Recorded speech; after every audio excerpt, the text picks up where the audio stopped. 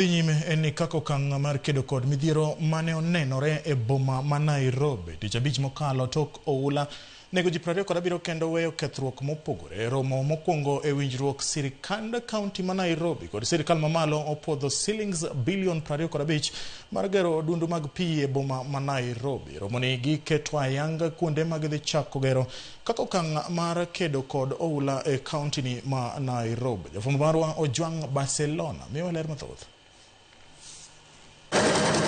E sama chenro mag reso kod loso chenro tok koth mapek kod oula mapek timore e boma ma Nairobi. Thank you, Your Excellency. Komiti moriwo e kind sirikand kaunti ma Nairobi kod sirikal mamalo obedo kod romo gi mokwongo e wi kedo kod midhiero mar oula. Of course, the river regeneration coming at a time when we've had quite a disaster with flooding.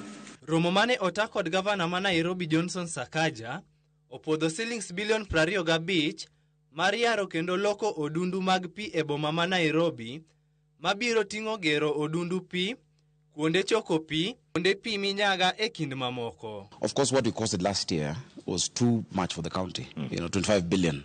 When you're running a 40 billion budget, salaries and all that, the county cannot do it on its own. Yeah. And that's why we need more resources, and I'm glad that now we are moving towards that. Kaluwore kod chenro ma oketi, shillings bilion 2.1 oket mar bero kar pi mar Gedhu Gireri kod kar thiedho pi mar Gedhu mabiro rumo e kind dweche 12. Bilion 3 oket tenge ne Nairobi City Water and Sewerage Last Mile Connectivity madhi kawo dweche 18 mondo tieki.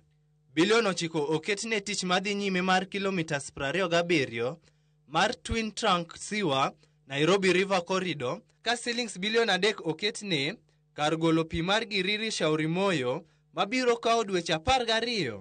Every level of government shall do its work. We shall use this as a framework to get additional resources through the appropriation in the national budget as well as the county budget. Ojwang' Barcelona, Ramogi TV.